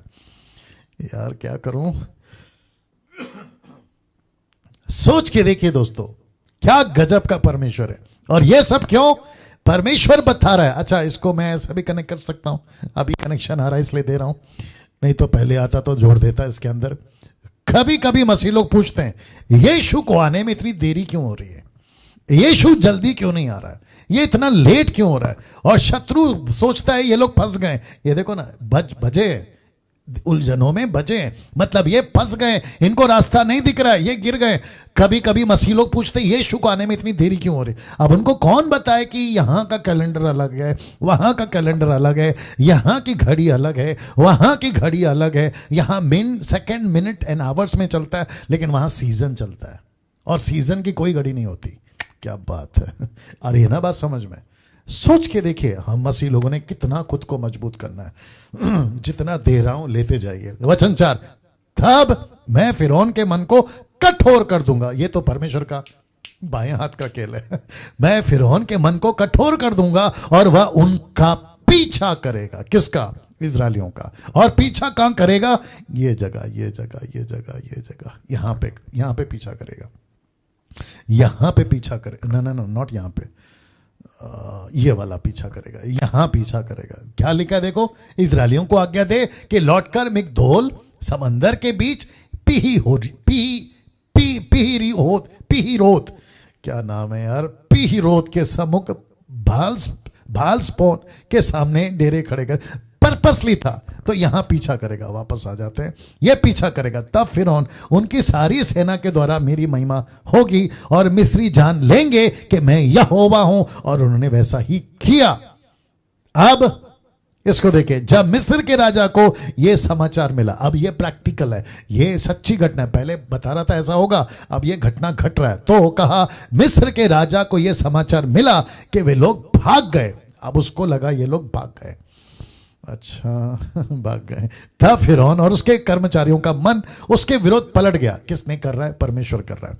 और वे कहने लगे, हमने यह क्या किया कि इजरायलियों को अपनी सेविकाई से छुटकारा देकर जाने दिया। हमने उसको कैसे जाने दिया? ये तड़प ये गुस्सा, ये पनप रहा है उनके अंदर। कौन कर रहा है? परमेश्वर कर रहा है। नाउ इन सब के पीछे मतलब है क्योंकि परमेश्वर को अपनी महिमा करवानी है। वचन 6, तब उसने अपना रथ जुतवाकर अपनी सेना को संग लिया और उसने 600 अच्छे से अच्छे रथ वरना मिस्र के सब रथ लिए और उन सबों पर सरदार बैठा दिए। मतलब 600 परफेक्ट, जिसको कहते हैं बहुत ही होशियार, और जो धुरंधर होते हैं ना लड़ाई में, ऐसे बोल सकते हैं क्योंकि 600 सिपाही लेकर दाऊद निकला था पहला शमूएल 30वां अध्याय में, और लड़ाई का नाम था सिकलग, अगर आपको याद होगा। वहां पे भी 600 लोग थे और वो दाऊद के लोग थे। तो मुझे ऐसा लगता है कि एक ऐसा टाइम चलता होगा कि परफेक्ट जो बिटालियन जिसको कहते हैं ना, वो 600 का ही होता होगा, ऐसा उस टाइम पे चलता होगा। मैं इसके ऊपर श्योर नहीं हूं, ठीक है ना, फिर भी आ जाते हैं 600 अच्छे से अच्छे रथ वरना मिस्र के सब रथ लिए, अब उन सबों पर सरदार बिठा दिए। सरदार का मतलब भी समझ जाइए, परफेक्ट मतलब मजबूत वाले, है ना। वचन 8, और यहोवा ने मिस्र के राजा फिरौन के मन को कठोर कर दिया, उसने इजरायलियों का पीछा किया परंतु इजरायली तो बेक ठेक निकल चले जाते थे। दूसरे शब्दों में इनको किसी प्रकार का कोई चिंता नहीं था, बढ़े जा रहे थे, चले जा रहे थे। बोला यहां जाना है, चलो जाना है। मूसा आगे, इजरायली फॉलो कर रही है, जा रही है, जा रही है, जा रही है, लेकिन इनको जरा सा भी भनक या इतना सा भी सेंस में नहीं आया कि पीछे कोई आ रहा है। क्यों? मैं आपको बताता हूं, क्योंकि जितने भी डायलॉग्स चल रहे हैं ना, वो सिर्फ दो लोग के बीच में, एक है मूसा, दूसरा है परमेश्वर। एक है परमेश्वर, दूसरा है मूसा। ये 6 लाख लोग को नहीं पता कि कन्वर्सेशन क्या चल। और ये बात मुझे बताती है कि लीडर अगर कह रहा है तो सुन लिया करो, अगुआ अगर कह रहा है तो सुन लिया करो, बशर्ते वो अगुआ सही होना चाहिए। तो सुन लिया करो जी, सुन लिया करो। मैं कह रहा हूं, आपके बीच में आता हूं तो जरा सुन लिया करो, है ना, आपके फायदे के लिए कहते हैं जी। तो यहां पे बेक टेक चले जा रहे हैं, मतलब इनको किसी का टेंशन नहीं, चलो चलो चलो, बच्चों के साथ में चलो चलो, ये वाला चल रहा है। लेकिन वचन 9, पर फिरौन के सब घोड़ों और रथों और सवारों समेत मिस्री सेना ने उनका पीछा करके उन्हें जो पीही हिरोत के पास बलसपोन के सामने समंदर के तीर पर डेरे डाले पड़े थे जा लिया। मतलब जो क्या कहते हैं ना, स्पॉट डेस्टिनी, जो स्पॉट था ना, परमेश्वर ने खुद रखा था। बोला यहां रुको, आ रहा है कोई पीछे से, क्योंकि मुझे अपनी महिमा करवानी है और तुमको मेरी ताकत दिखानी है। तो वहां पे रुका के रखा था और ये चले जा रहे थे बेठक बेठक बेठक बेठक, किधर गया, किधर गया, भेक भेक भेक भेक भेक नहीं, भेक खटके, बे खटके, हाँ बे खटके, चलो ठीक है।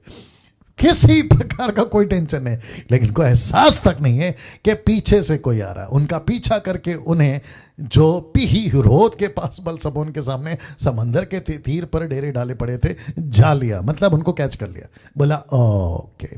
तो 600 लोगों ने अपनी अपनी तीरें तान ली, 600 लोगों ने अपने अपने तलवार को क्या कहते हैं ना, घसना शुरू कर दिया होगा पत्थर पर, भालें तैयार कर लिए होंगे, लकड़ी या जो भी उनका वेपन था वो सब तैयार। और फिरौन को लगा कि अब खेल खत्म कर दूंगा, इनको पीस के रख दूंगा, इनका मर्डर कर दूंगा। ऐसी तैयारी के साथ में ये बंदा पहुंचा।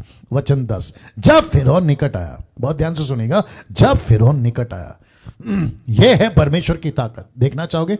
दिखा रहा हूं, और इससे बहुत कुछ सीख सकते हैं। लिखा है कि जब फिरौन, और याद रखो परमेश्वर कल आज युगानुयुग एक सा है, जिसने यहां किया वो आपके साथ कर सकता है, जो यहां पे सपोर्ट ले सकता है वो आज भी सपोर्ट ले सकता है। तो बिल्कुल चिंता नहीं करना। लिखा है कि जब फिरौन निकट आया, जी लिखा है कि जब फिरौन निकट आया, तब इजरायलियों ने आंख उठाकर क्या देखा कि मिस्री हमारा पीछा किए चले आ रहे हैं, पीछा किए चले आ रहे हैं। और इजरायली अत्यंत डर गए, भयंकर इसको कह सकते हैं, बहुत डर गए। दूसरे शब्दों में, जंगल में जा रहे हैं आप, अचानक से बब्बर शेर आ गया, बताइए क्या होगा आपकी हालत?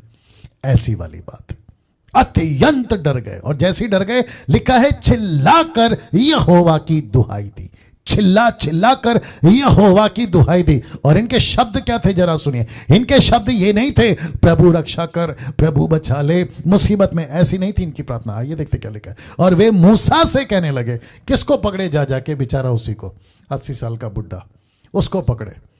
और क्या कहे देखिए, क्या मिस्र में कब्रें नहीं थी? इन्होंने कंफर्म कर दिया, खुद की मौत को डिक्लेयर कर दिया। कहते हैं क्या मिस्र में कब्रें नहीं थी जो तू हमको वहां से मरने के लिए जंगल में, अभी मरे तक नहीं है, देखो मरने की बात करे। इसलिए कहते हैं ना, जब आदमी डर जाता है ना तो ऐसी बकवास निकलती है। देखो ना, इतना डर गए कि इनकी मौत तक को खुद ही डिक्लेयर कर दिए। और मुझे ऐसा लगता है कि अगर उन दिनों में डेथ सर्टिफिकेट होता ना, खुद ही के नाम पे लिख के मर जाते। आप देखिए ना क्या कह रहे हैं, मरने के लिए जंगल में ले आया है, तूने हमसे यह क्या किया कि हमको मिस्र से निकाल ले आया। क्या हम तुझसे मिस्र में यही बात ना कहते रहे कि हमें रहने दे, कि हम मिस्रियों की सेवा करें? हमारे लिए जंगल में मरने से मिस्रियों की सेवा करनी अच्छी थी। ये थी इनकी प्रार्थना। अब मैं आपसे पूछता हूं, क्या कभी आपने ऐसा प्रार्थना किया? 10 बार, 50 बार, 100 बार।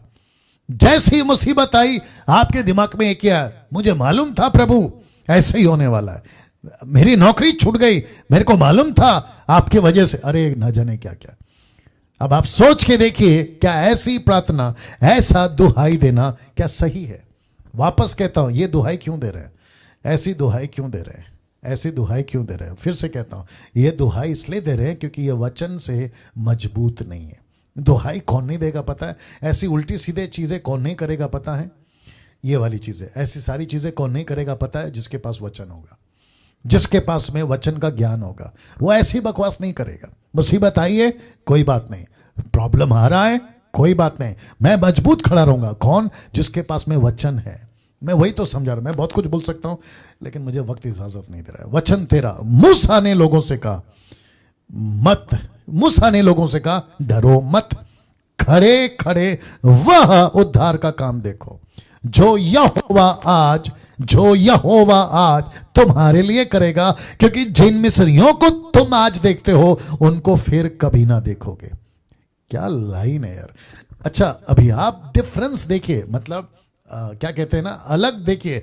एक ऐसे लोग जिनके पास वचन नहीं है, एक ऐसे लोग 6 लाख लोग जिनके पास परमेश्वर का अनुभव नहीं है, जिन्होंने परमेश्वर को ठीक से चखा नहीं है, उनका स्टेटमेंट, और 6 लाख लोगों के अपोजिट में एक आदमी है जिसने वचन को चखा, परमेश्वर को चखा, दर्शन है, परमेश्वर की बातों को सुनता है। वो कहता है कि तुम इनको फिर कभी नहीं देखोगे।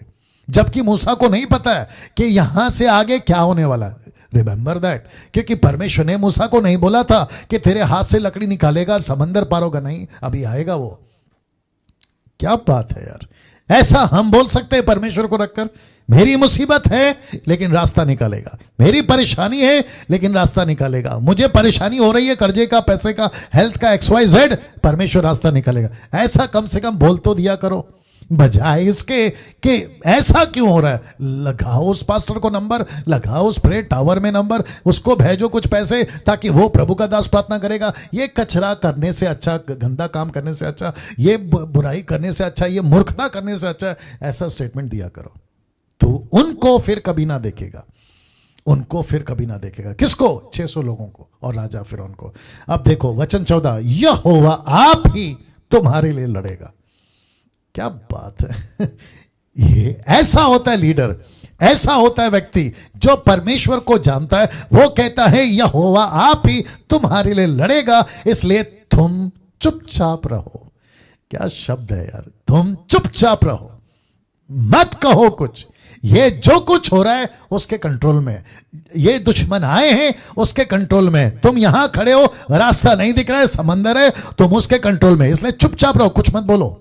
मैं भी कहना चाहता हूं आप लोगों से, मुझे नहीं पता कौन कौन सुन रहा है, बेकार का चिल्लाने से अच्छा, धड़पड़ करने से अच्छा। कैसे एग्जांपल दूं, कैसे बताऊं। घर के अंदर है ना, कुछ चीजें घूम जाती है, चाबी हो सकता है, घड़ी हो सकता है, रिंग हो सकती है, इंपॉर्टेंट चीज हो सकती है, लेकिन घर के अंदर एक बंदा ऐसा होता है जिसको अच्छे से पता है कि वो कहां पर है। तो फिर घर के अंदर तमाशा दिखता है। बाकी मेंबर पूरे धड़धड़ धड़धड़ धड़पड़ धड़पड़, वो क्या कहते हैं ना, मछली कैसे निकलती है पानी से, ये कहाँ गया, कहाँ मिलेगा, यहाँ ढूंढते वहाँ ढूंढते, लेकिन एक बंदा चुपचाप रहता है। इसलिए लिखा है चुपचाप रहो। बोला क्यों? मैं जैसा चुपचाप हूँ, मूसा बोलता है, मैं जैसा चुप हूं ना वैसे चुप रहो। क्यों? बोला सब उसके कंट्रोल में है। क्या बात है दोस्तों, गजब गजब है। ओके, वचन 15, तब लिखा है यहोवा ने मूसा से कहा, अब आ गए परमेश्वर, मूसा से कहा। अब ये कहता है तू क्यों मेरी दुहाई दे रहा है? इसको क्या बोलना चाहूंगा मालूम है? इसको कहना चाहूंगा, परमेश्वर बोलता है टीचिंग देना बंद कर रहे भाई, ज्यादा समझाना बंद कर, क्योंकि ये इनको कह रहा है ना चुपचाप रहो। तो परमेश्वर बोल रहा है ए भाई तू क्या कर रहा है? इनको बता बता के तू थक गया है, मैं थक गया हूं। इनको काउंसलिंग करने से अच्छा है एक काम कर, अभी तू कुछ कर। तू क्यों मेरी दुहाई दे रहा है? मतलब अभी तू क्यों इनसे बात कर रहा है? अभी एक्शन का टाइम है। बोला वो क्या? क्योंकि मूसा को नहीं पता ना अभी क्या होने वाला। जरा देखिएगा, इजरायलियों को आज्ञा दे कि यहां से कूच करे। अगर मैं मूसा होता, मैं राइट देखता, लेफ्ट देखता, आगे देखता, पीछे देखता, और फिर उल्टा परमेश्वर को पूछता, प्रभु इधर जाओ तो जंगल, इधर जाओ तो जंगल, पीछे जाओ तो मिस्र की सेना, आगे तो जा ही नहीं सकते। परमेश्वर बोलता है बेटा बस वहीं पे जाना है। क्या बात है, वहीं तो जाना है। बोला क्यों? बोला यहां जाएगा जंगल तेरा रास्ता है, यहां जाएगा जंगल तेरा रास्ता है, पीछे नहीं जा सकता उसका रास्ता है, लेकिन आगे जो नहीं है ना रास्ता वो मेरा रास्ता है। क्या बात है, तुझे यहीं से जाना है। मूसा परेशान हो गया होगा, अगर मैं वहां होता शूट कर लेता उसको कैमरा में और मैं आप लोगों को अगर दिखा सकता ना उसका बॉडी लैंग्वेज। बोला प्रभु आर यू श्योर, मतलब सच में आपको यहां से जाने बोल रहे? बोला यस। इसलिए तो लिखा ना तू क्यों मेरी दुआई दे रहा है? यहां पड़ा पड़ा, बैठा बैठा, खड़ा खड़ा उनको काउंसलिंग कर रहा है कि चुप रहो, उनको काउंसलिंग कर रहा है कि चुप रहो, लेकिन मैं तुझे कह रहा हूं कि कुछ कर। बोला वो क्या है? इनको लेकर निकल अंदर। बोला प्रभु आगे लाल समंदर है, पानी है, हम लोग कभी नहीं गए, और ये 6 लाख है, और बच्चे हैं, जानवर हैं, भेड़ है, बकरी है, गाय है, सब कुछ है, कैसे लेके जाएं?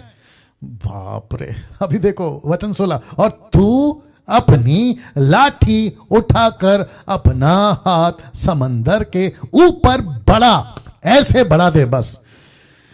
वाह, मूसा को तब बत्ती जली। बोला ये लाठी का कमाल तो मैं देख चुका हूं।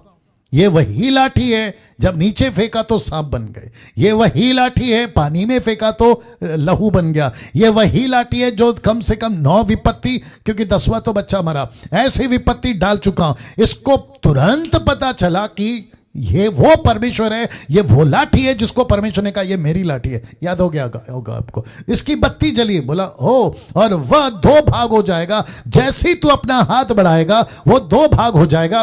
तब इजरायली समंदर के बीच होकर स्थल ही स्थल पार चले जाएंगे। मैं मूसा तुझे कहता हूं जल्दी से हाथ बढ़ा, लाठी चला, और सुन मैं आप मिस्रियों के मन को कठोर करता हूं, उनका पीछा करके समंदर में घुस पड़ेंगे, वो घुस पड़ेंगे। जैसे ही तुम रास्ता बनाओ वो घुस पड़ेंगे। तब फिरौन उसकी सेना रथों सवारों द्वारा मेरी महिमा होगी। तब मिस्री जान लेंगे कि मैं यहोवा हूं। और जब फिरौन उसके रथों और सवारों के द्वारा मेरी महिमा होगी तब मिस्री जान लेंगे कि मैं यहोवा हूं। वचन 19 लिखा है कि तब परमेश्वर का दूत, ये परमेश्वर का दूत कौन है मैं बता चुका हूं। लिखा है कि तब परमेश्वर का दूत जो मिस्री सेना के आगे आगे चला करता था जाकर उनके पीछे हो गया। मैं फोटो दिखाऊंगा।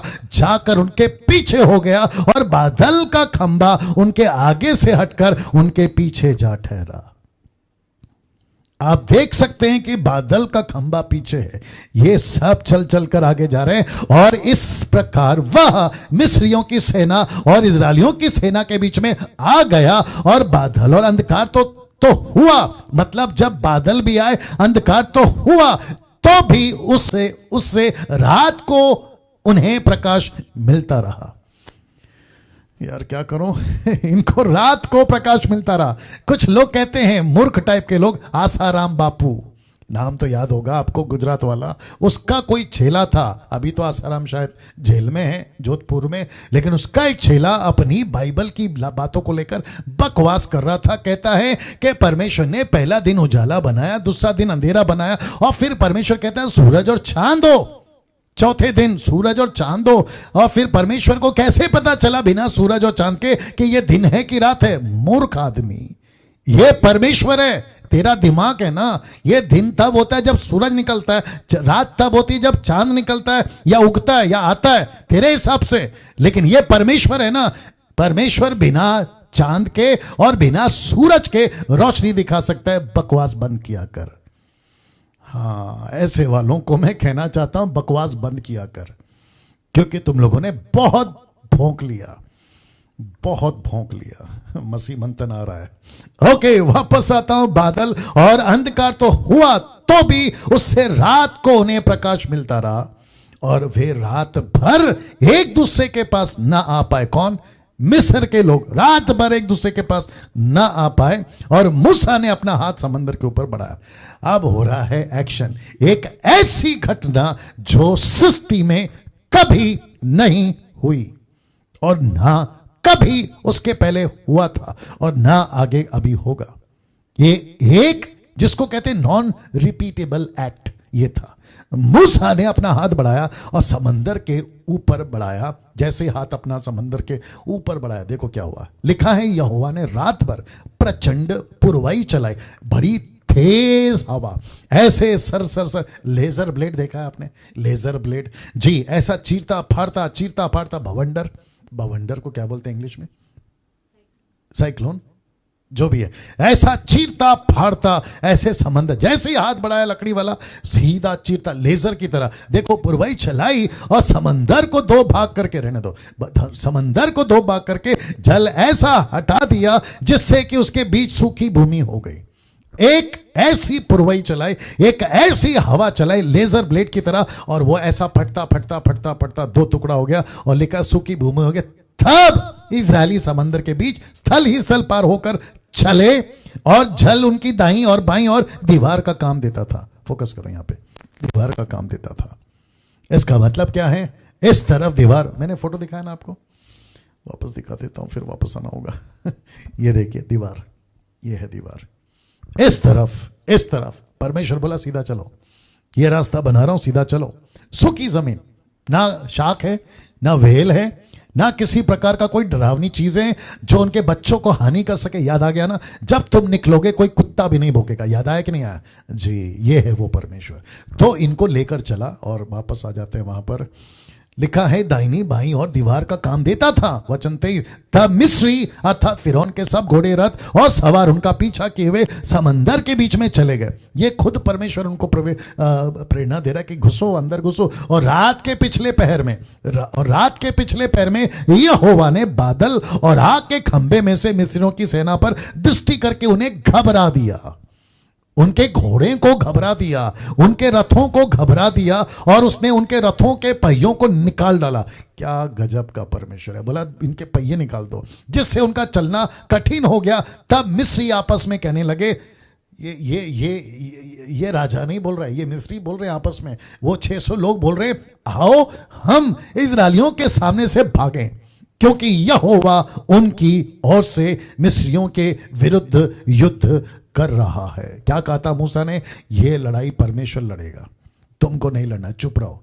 मैं भी कह रहा हूं चुप रहो जब मुसीबत आती है, क्योंकि यहां परमेश्वर लड़ रहा है। और किसको पता चलेगा? पता है, अविश्वासियों को पता चलेगा, दुश्मन को पता चलेगा, शैतान को पता चलेगा कि डैनियल को हाथ नहीं लगा सकते, मसीह मंथन को हाथ नहीं लगा सकते। जितने अभी देख रहे हैं 640 लोग, 740 माफ करें, उनको नहीं हाथ लगा सकते। 1,45,000 उनको हाथ नहीं लगा सकते जो मेरे सब्सक्राइबर्स है। और वो सभी 10% जो सच्चाई पे चलते हैं उनको हाथ नहीं लगा सकते। क्या बात है दोस्तों। वचन 26, फिर यहोवा ने मूसा से कहा, अपना हाथ समंदर के ऊपर बढ़ा कि जल मिस्रियों और उनके रथों और सवारों पर फिर बहने लगे।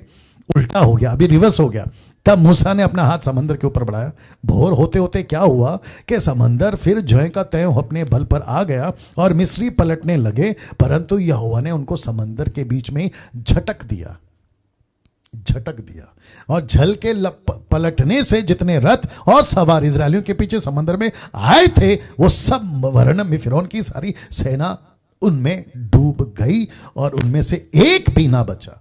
यही तो कहा था ना, इनमें से तुम एक को भी नहीं देखोगे जिसको आज देखते हो। बोले थे कि नहीं बोले थे? और यही परमेश्वर ने किया। वचन 29, परंतु इजरायली समंदर के बीच स्थल ही स्थल पार होकर चले गए और जल उनकी दाहिनी और बाईं दोनों और दीवार का काम देता था। और यहोवा ने उस दिन इजरायलियों को मिस्र के वश से इस प्रकार छुड़ाया और इजरायलियों ने मिस्रियों को समंदर के तट पर मरे पड़े हुए देखा। और यहोवा ने मिस्रियों पर जो अपना पराक्रम दिखलाया था उसको देखकर इजरायलियों ने यहोवा का भय माना। अब इसको देखो, और यहोवा की और उसके दास मूसा की प्रतीति की।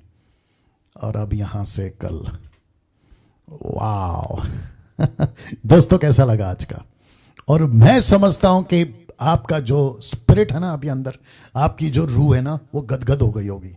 बोला वाह क्या परमेश्वर है। यही वो परमेश्वर है, याद रखो, जिसने कल आज युगानुयुग मैं एक सा हूं ना। दोस्तों कल का जो स्टडी है मैं अभी से बता रहा हूं, बहुत बहुत ज्यादा मजेदार होने वाला।